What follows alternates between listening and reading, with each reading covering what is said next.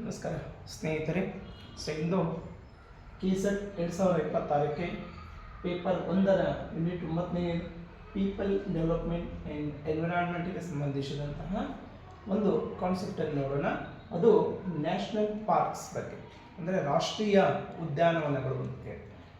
ಇಲ್ಲಿ ಉದ್ಯಾನವನಗಳು ಅಂತ ಹೇಳಿ ತೆಗೆದುಕೊಂಡು ಹೋದ್ರೆ ರಾಷ್ಟ್ರ ಮಟ್ಟದಲ್ಲಿರುವಂಥ ಉದ್ಯಾನವನ ಅಂತಂದರೆ ಯಾವುದೇ ಒಂದು ಪ್ರದೇಶ, ಅರಣ್ಯ ಪ್ರದೇಶ, ಅದನ್ನು ಸಂರಕ್ಷಿತ ಪ್ರದೇಶ ಅಂತ ಕರಿತೀವಿ. ಅಂದರೆ ಆ ಕಾಡಿನಲ್ಲಿರುವಂತಹ ವನ್ಯ ಸಂಪತ್ತು ಆಗಿರ್ಬೋದು, ಪ್ರಾಣಿಗಳಾಗಿರ್ಬೋದು, ಆಯುರ್ವೇದಿಕ್ ಔಷಧಿಗಳಾಗಿರ್ಬೋದು, ಇನ್ನಿತರ ಯಾವುದೇ ಒಂದು ಪ್ರದೇಶವನ್ನು ಕೂಡ ಸರ್ಕಾರ ಅದನ್ನು ರಕ್ಷಿಸಿ ಮುಂದಿನ ಪೀಳಿಗೆಯನ್ನು ಹಸ್ತಾಂತರಿಸುವುದನ್ನು ನಾವೇನು ಕರಿತೀವಿ ಅಂತಂದರೆ ಅದು ರಾಷ್ಟ್ರೀಯ ಉದ್ಯಾನವನ ಅಂತೇಳಿ. ಅಂದರೆ ಅಲ್ಲಿ ಜನರ ನೈಸರ್ಗಿಕವಾದಂಥ ಚಟುವಟಿಕೆಗಳನ್ನು ಅಲ್ಲಿ ನಿಯಂತ್ರಿಸುವುದು ಮುಖ್ಯ ಉದ್ದೇಶವಾಗಿರುತ್ತದೆ.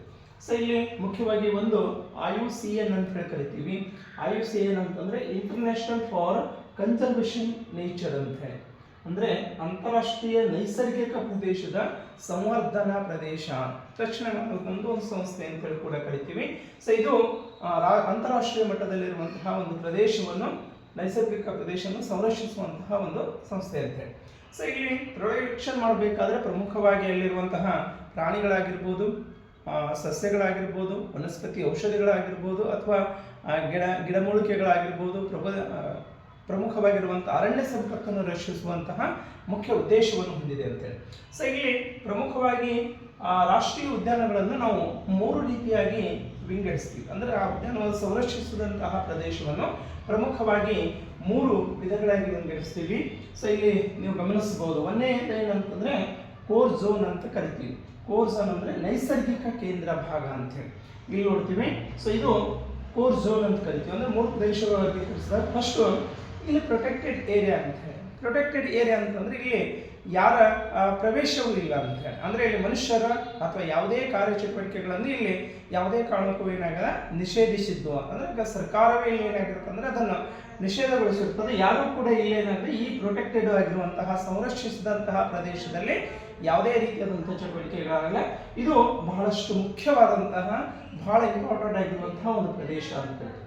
ಇನ್ನು ಇಲ್ಲಿ ಇದಕ್ಕಿಂತ ಎರಡನೇ ಭಾಗದಲ್ಲಿ ಬಂದರೆ ಇದನ್ನು ಬಫರ್ ಝೋನ್ ಅಂತ ಕರಿತೀವಿ. ಅಂದರೆ ರಕ್ಷಣೆ ಮಾಡಿದಂತಹ ಭಾಗ ಅಂತ ಕರಿತೀವಿ. ಈ ರಕ್ಷಣೆ ಭಾಗದಲ್ಲಿ ಸ್ವಲ್ಪ ವಿನಾಯಿತಿ ಇರುತ್ತೆ. ಏನು ವಿನಾಯಿತಿ? ಇಲ್ಲಿ ಸಾಮಾನ್ಯವಾಗಿ ಈ ಬಫರ್ ಝೋನದಲ್ಲಿ ಆ ಕಾಡಿನ ಪ್ರದೇಶದಲ್ಲಿರುವಂತಹ, ಸಂರಕ್ಷಿಸಿದ ಪ್ರದೇಶದಲ್ಲಿರುವಂತಹ ಯಾವುದೇ ಒಂದು ಶಿಕ್ಷಣಕ್ಕಾಗಿ ಆಗಿರ್ಬೋದು ಅಥವಾ ಸಂಶೋಧನೆಯ ದೃಷ್ಟಿಯಿಂದ ಏನಾಗ್ತಂದ್ರೆ ಆ ಕಾಡಿನಲ್ಲಿ ಪ್ರವೇಶ ಮಾಡೋದಕ್ಕೆ ಅನುಮತಿ ಇರುತ್ತದೆ. ಅಂದರೆ ಅಲ್ಲಿ ರಚನೆ ಮಾಡಿದಂತಹ ವಿಷಯವನ್ನು ನಾವು ರಿಸರ್ಚ್ ಮಾಡಬೇಕಾದ್ರೆ, ಅಂದರೆ ಪಕ್ಷಿ ತಜ್ಞರಾಗಿರ್ಬೋದು ಅಥವಾ ಆಯುರ್ವೇದಿಕ ಸಂಬಂಧಿಸಿದಂಥ ಸಂಶೋಧನೆ ಆಗಿರ್ಬೋದು ಅಥವಾ ಶಿಕ್ಷಣಕ್ಕೆ ಬೇಕಾಗಿರುವಂತಹ ಯಾವುದೇ ರೀತಿಯಲ್ಲಿದ್ದರೂ ಕೂಡ ಏನಾಗ್ತಂದ್ರೆ ಬಫರ್ ಝೋನಿಗೆ ಇಲ್ಲಿ ಅವಕಾಶ ಇರುತ್ತೆ. ಇನ್ನು ಇದರ ಮೇಲಿರುವಂತಹ ಇನ್ನೊಂದು ಝೋನ್ ಅಂತಂದ್ರೆ ಅದು ಟ್ರಾನ್ಸಿಷನ್ ಝೋನ್ ಅಂತ ಕರಿತೀವಿ. ಅಂದರೆ ಪರಿವರ್ತನೆಯ ಭಾಗ ಅಂತೇಳಿ. ಈ ಪರಿವರ್ತನೆಯ ಭಾಗದಲ್ಲಿ ಏನಾಗ್ತಂದ್ರೆ ಸ್ವಲ್ಪ ಜನರ ಒಡನಾಟ ಅಂತ ಕರಿತೀವಿ. ಸರ್ಕಾರ ಆಗಿರ್ಬೋದು, ಜನರಾಗಿರ್ಬೋದು, ಇಲ್ಲಿ ಸ್ವಲ್ಪ ಕಾಡು ಪ್ರದೇಶವನ್ನು ತೆಗೆದು ಅದರಲ್ಲಿ ವಾಸ ಮಾಡುವಂತಹ ಅರಣ್ಯವಾಸಿಗಳು ಅಂತ ಕರಿತೀವಿ. ಅಥವಾ ಆದಿವಾಸಿಗಳು ಅಲ್ಲಿ ವಾಸ ಮಾಡೋದಕ್ಕೆ ಅನುಮತಿಯನ್ನು ನೀಡಿದಂತಹ ಒಂದು ಪ್ರದೇಶ ಅಂತ ಕರಿತೀವಿ. ಕೆಲವರು ಅಲ್ಲೇ ಏನು ಕಾಡಿನಲ್ಲೇ ಕೂಡ ವಾಸ ಮಾಡೋದಕ್ಕೆ ಅವಕಾಶ ಇರುವಂಥದ್ದು ಅಂತೇಳಿ. ಹೀಗಾಗಿ 3 ರೀತಿಯಲ್ಲಿ ಏನಾಗ್ತಂದ್ರೆ ಇದನ್ನು ನಾವು ಉದ್ಯಾನವನಗಳನ್ನು ಸಂರಕ್ಷಣೆ ಮಾಡಿದಂತಹ ಭಾಗ ಅಂತೇಳಿ ಕರಿತೀವಿ. ಇನ್ನೊಂದು ಮುಖ್ಯವಾಗಿರುವಂಥ ಅಂಶ ಏನು ಅಂತಂದರೆ, ನಮ್ಮ ಭಾರತದಲ್ಲಿ ಒಟ್ಟು ರಾಷ್ಟ್ರೀಯ ಉದ್ಯಾನಗಳು ಎಷ್ಟಿದ್ದಾವೆ ಅಂತಂದರೆ 106 ಏನಾಗಿದ್ದಾವೆ ಅಂದರೆ ಸಂರಕ್ಷಿಸಲಾಗಿರುವಂತಹ, ಈಗಾಗಲೇ ಘೋಷಣೆ ಆಗಿರುವಂತಹ 106 ನ್ಯಾಷನಲ್ ಪಾರ್ಕ್ಸ್ ಇದಾವೆ ಪ್ರಸ್ತುತವಾಗಿ. ಆದರೆ 75 ಏನಾಗಿದೆ ಅಂದರೆ ಹೊಸ ರಾಷ್ಟ್ರೀಯ ಉದ್ಯಾನಗಳಿಗೆ ಏನಾಗಿದೆ ಪ್ರಪೋಸಲ್ ಆಗಿದೆ, ಇನ್ನೂ ಕೂಡ ಮಾಡಬೇಕು ಅನ್ನೋದೇನಾಗಿದೆ. 75 ಹೊಸ ರಾಷ್ಟ್ರೀಯ ಉದ್ಯಾನಗಳಿಗೆ ಪ್ರಪೋಸಲು ಇದೆ. ಇನ್ನೊಂದು ಅಂಶವನ್ನು ಗಮನಿಸೋದಾದ್ರೆ 1936ರಲ್ಲಿ 1936ರಲ್ಲಿ ಜಿಮ್ ಕಾರ್ಬೆಟ್ ಇದು ರಾಷ್ಟ್ರೀಯ ಉದ್ಯಾನವನ ಇದೆ. ಇದು ಪ್ರಪ್ರಥಮ ಉದ್ಯಾನವನ ಅಂತ ಹೇಳಿ ಕರಿತೀವಿ. ಅಂದರೆ ಭಾರತದಲ್ಲಿ ಸ್ಥಾಪನೆ ಆಗಿರುವಂತಹ ಪ್ರಥಮ ಉದ್ಯಾನವನ ಯಾವ್ದ್ರಿ? ಜಿಮ್ ಕಾರ್ಬೆಟ್ ಅಂತೇಳಿ. ಎಲ್ಲಿಂದ ಇದು? ನೈನಿತಾಲ್ ಅಂತ ಹೇಳಿ, ಉತ್ತರಾಖಂಡದಲ್ಲಿರುವಂತಹ ನೈನಿತಾಲದಲ್ಲಿರುವಂತಹ ಜಿಮ್ ಕಾರ್ಬೆಟ್ ಅನ್ನೋದು ಇದು ಭಾರತದ ಪ್ರಥಮ ರಾಷ್ಟ್ರೀಯ ಉದ್ಯಾನವನ ಆಗಿದೆ ಅಂತೇಳಿ ಹಾಗಾದ್ರೆ ಇದು 30 ಬಿಫೋರ್ ಏನ್ ಹೆಸರಿತ್ತು ಅಂತ ಕೇಳ್ತಾರೆ. ಅಂದ್ರೆ ಒಂದೊಂದು ಸಂದರ್ಭದಲ್ಲಿ ಈ ಮೊದಲ ರಾಷ್ಟ್ರೀಯ ಉದ್ಯಾನ ಜಿಮ್ ಕಾರ್ಬೆಟ್ ಆಗಿದ್ರೆ ಅದರ ಮೂಲ ಹೆಸರು ಏನಾಗಿತ್ತು ಅಂದ್ರೆ ಇದರ ಮೂಲ ಹೆಸರು ಹೈಲಿ ಅಂತೇಳಿ, ಹೈಲಿ ನ್ಯಾಷನಲ್ ಪಾರ್ಕ್ ಅಂತ ಹೇಳಿ ಕೂಡ ಇದಕ್ಕೆ ಕರೀತಿದ್ರು ಅಂತ ಹೇಳಿ. ನಂತರ ಹೇಮಿಯಸ್ ನ್ಯಾಷನಲ್ ಪಾರ್ಕ್ ಇದು ಅತ್ಯಂತ ಭಾರತದಲ್ಲಿರುವಂತಹ ಅತಿ ದೊಡ್ಡದಾಗಿರುವಂತಹ ರಾಷ್ಟ್ರೀಯ ಉದ್ಯಾನವನ ಅಂತ ಕರಿತೀವಿ. ಯಾವ್ದ್ರಿ? ಹೇಮಿಯಸ್ ನ್ಯಾಷನಲ್ ಪಾರ್ಕ್. ಇದು ಅತ್ಯಂತ ಲಾರ್ಜೆಸ್ಟ್, ಅತ್ಯಂತ ಉದ್ದವಾದಂತಹ ನ್ಯಾಷನಲ್ ಪಾರ್ಕ್ ಇನ್ ಇಂಡಿಯಾ. ಎಲ್ಲಿದೆ? ಲಡಾಖ್ನಲ್ಲಿದೆ ಅಂತ ಹೇಳಿ. ಇನ್ನು 1970ರಲ್ಲಿ ಏನಾಗಿತ್ತು ಅಂತಂದ್ರೆ 5 ನ್ಯಾಷನಲ್ ಪಾರ್ಕ್ಗಳನ್ನು ಮಾತ್ರ ಇದ್ದವು. ನಂತರ 1972ರಲ್ಲಿ ಏನಾಯ್ತು ಅಂದ್ರೆ ಒಂದು ನೀತಿಯನ್ನು, ಕಾನೂನನ್ನು ತರಲಾಯಿತು. ಅದನ್ನು ವರ್ಲ್ಡ್ ಲೈಫ್ ಪ್ರೊಟೆಕ್ಷನ್ ಆಕ್ಟ್ ಅಂತ ಹೇಳಿ ಕೂಡ ಕರಿತೀವಿ. ಅಂದ್ರೆ ಇದನ್ನು ನೆನ್ಪಿಡಬೇಕು. 1972ರಲ್ಲಿ ವರ್ಲ್ಡ್ ಲೈಫ್ ಪ್ರೊಟೆಕ್ಷನ್, ವನ್ಯಜೀವಿಗಳ ಸಂರಕ್ಷಣಾ ಕಾಯ್ದೆ ಅಂತ ಹೇಳಿ ಇದನ್ನೇ ಜಾರಿಗೊಳಿಸಲಾಯಿತು.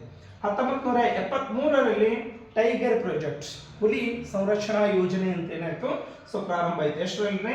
1973ರಲ್ಲಿ. ಇನ್ನ ನಮ್ಮ ಹೈಯೆಸ್ಟ್ ಅಂದ್ರೆ ಅತಿ ಹೆಚ್ಚು ರಾಷ್ಟ್ರೀಯ ಉದ್ಯಾನವನಗಳನ್ನು ಹೊಂದಿದಂತಹ ರಾಜ್ಯ ಯಾವುದು ಅಂತಂದ್ರೆ ಮಧ್ಯಪ್ರದೇಶ ಅಂತೇಳಿ. ಯಾವ್ದ್ರಿ? ಅತಿ ಹೆಚ್ಚು ಭಾರತದಲ್ಲಿನೇ ಅತಿ ಹೆಚ್ಚು ರಾಷ್ಟ್ರೀಯ ಉದ್ಯಾನಗಳನ್ನು ಹೊಂದಿದಂತಹ ರಾಜ್ಯ ಯಾವುದು ಅಂತಂದ್ರೆ ಅದು ಮಧ್ಯಪ್ರದೇಶ ಆಗಿದೆ. ಇಲ್ಲಿ ಎಷ್ಟದವ ಅಂತಂದ್ರೆ 11 ರಾಷ್ಟ್ರೀಯ ಉದ್ಯಾನವನಗಳು ಇದಾವೆ. ಕರ್ನಾಟಕದಲ್ಲಿ ಎಷ್ಟಿದಾವೆ ಅಂತ ಕೇಳ್ತಾರೆ. ಒಂದೊಂದು ಸಂದರ್ಭದಲ್ಲಿ ಏನಾಗ್ತದೆ ಅಂದ್ರೆ ಕರ್ನಾಟಕದಲ್ಲಿ ಇರುವಂತಹ ಒಟ್ಟು ಉದ್ಯಾನವನಗಳ ಸಂಖ್ಯೆ ಎಷ್ಟಿದಾವೆ? 5 ಇದಾವೆ. ಮಹಾರಾಷ್ಟ್ರದಲ್ಲಿ ಎಷ್ಟಿದಾವೆ? 6 ಇದಾವೆ. ಹಾಗಾದ್ರೆ ಕರ್ನಾಟಕದಲ್ಲಿ ಇರುವಂತಹ ಪ್ರಮುಖ ರಾಷ್ಟ್ರೀಯ ಉದ್ಯಾನವನಗಳು ಯಾವುದು ಅಂತಂದ್ರೆ ಅಂಶಿ ರಾಷ್ಟ್ರೀಯ ಉದ್ಯಾನವನ, ಬಂಡೀಪುರ ರಾಷ್ಟ್ರೀಯ ಉದ್ಯಾನವನ, ಬನ್ನೇರುಘಟ್ಟ ರಾಷ್ಟ್ರೀಯ ಉದ್ಯಾನವನ, ಕುದುರೆಮುಖ ರಾಷ್ಟ್ರೀಯ ಉದ್ಯಾನವನ, ನಾಗರಹೊಳೆ ರಾಷ್ಟ್ರೀಯ ಉದ್ಯಾನವನ ಅಂತೇಳಿ ಹೀಗೆ ಕರ್ನಾಟಕದಲ್ಲಿ 5 ಪ್ರಮುಖವಾಗಿರುವಂತಹ ರಾಷ್ಟ್ರೀಯ ಉದ್ಯಾನವನಗಳು ಇದಾವೆ. ಹಾಗಾಗಿ ಇದರಲ್ಲಿ ಇರುವಂತಹ ಒಂದು ಅಂಕದ ಪ್ರಶ್ನೆಗಳಿಂದ ಖಂಡಿತವಾಗಿ ಬಂದೇ ಬರ್ತೈತಿ. ಒಂದೊಂದು ಸಂದರ್ಭದಲ್ಲಿ ಇದು ಬಂದಿರುವಂತಹ ಕೆಲವು ಪ್ರಶ್ನೆಗಳಲ್ಲಿ ಏನಾಗುತ್ತೆ, ರಿಪೀಟ್ ಆಗಿದೆ. IUCN ಅನ್ನು ವಿಸ್ತರಿಸಿ ಅಂತೇಳಿ ಇದು ಆಗಿರ್ಬೋದು. ನಂತರ ಇಲ್ಲಿ ಕೊಟ್ಟಿರುವಂತಹ ಒಟ್ಟು ನ್ಯಾಷನಲ್ ಪಾರ್ಕ್ಗಳು ಎಷ್ಟಿದ್ದಾವೆ, ಮೊದಲ ರಾಷ್ಟ್ರೀಯ ಉದ್ಯಾನವನದ ಹೆಸರೇನು, ಕರ್ನಾಟಕದಲ್ಲಿರುವಂತಹ ರಾಷ್ಟ್ರೀಯ ಉದ್ಯಾನವನಗಳನ್ನು ಹೆಸರಿಸಿ ಅಂತೇಳಿ ಇದಕ್ಕೆ ಇರುವಂಥದ್ದು. ಹೀಗಾಗಿ ಇದನ್ನು ಕೂಡ ನಾವೇನು ಮಾಡ್ಬೋದು, ನೋಟ್ಸ್ ಆಗಿ ಬರೆದುಕೊಂಡು ಇದನ್ನು ಪ್ರಾಕ್ಟೀಸ್ ಮಾಡ್ಬೋದು ಅಂತೇಳಿ. ಇದು ನಿಮಗೆ ಉಪಯುಕ್ತಕಾರಿಯಾಗಿದ್ದರೆ ಒಂದು ಕಮೆಂಟ್ ಮುಖಾಂತರ ಉತ್ತರವನ್ನು ತಿಳಿಸಿ. ಧನ್ಯವಾದಗಳು.